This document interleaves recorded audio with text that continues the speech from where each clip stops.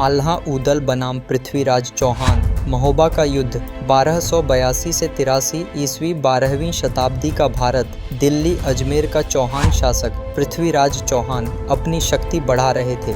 दक्षिण पूर्व में बुंदेलखंड की राजधानी महोबा पर चंदेल राजा परमार्दी देव का शासन था और यहीं रहते थे बनाफर वंश के दो वीर आल्हा और ऊदल। दोनों भाई चंदेलों के सेनापति बने और राजा परमाल के प्रति अटूट वफादार थे।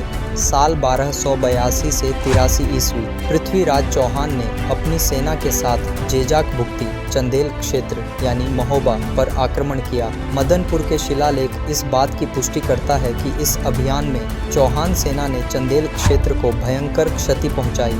महोबा की धरती पर दोनों सेनाएं आमने सामने थीं।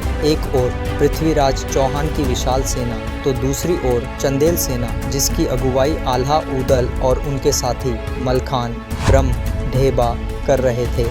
युद्ध का बिगुल बजा, घोड़ों की टापों से धरती कांपी, भालों तलवारों की टक्कर से रणभूमि गूंज उठी। लोक गाथाओं के अनुसार इस युद्ध में ऊदल ने असाधारण वीरता दिखाई। उसने पृथ्वीराज की सेना के कई प्रमुख योद्धाओं को धराशायी किया, लेकिन अंततः वह रणभूमि में वीर गति को प्राप्त हुआ। आल्हा ने भी अपार पराक्रम दिखाया और कहा जाता है कि उसने दुश्मन की पंक्तियों में ऐसा आतंक मचाया कि चौहान सेना हिल उठी और आल्हा ने भीषण लड़ाई में पृथ्वीराज चौहान को हरा दिया। हालांकि कहा जाता है कि अपने गुरु गोरखनाथ के आदेश पर आल्हा ने पृथ्वीराज चौहान को जीवन दान दे दिया था। इसके बाद आल्हा ने संन्यास ले लिया और मां शारदा की भक्ति में लीन हो गए और इतिहासकारों के अनुसार इस अभियान में महोबा पर भयंकर आक्रमण हुआ। महोबा और चंदेल सेना को भारी क्षति पहुंची, लेकिन राजा परमार्दी देव बाद के वर्षों में भी अपने अभिलेख जारी करते रहे, यानी चौहान सेना की विजय स्थायी नहीं रही। चंदेल राज्य पूरी तरह नष्ट नहीं हुआ, पर महोबा बुरी तरह कमज़ोर हो गया।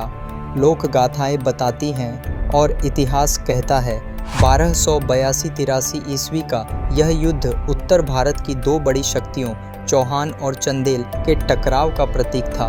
पृथ्वीराज ने चंदेलों को गहरी चोट दी, लेकिन पूरी तरह समाप्त नहीं कर सके। यह युद्ध लोक काव्य आल्हा खंड में अमर हो गया। आज भी बुंदेलखंड और उत्तर भारत के गांवों में आल्हा गायक इस युद्ध को गाते हैं, जहां ऊदल की शहादत और आल्हा की अमर वीरता का वर्णन होता है।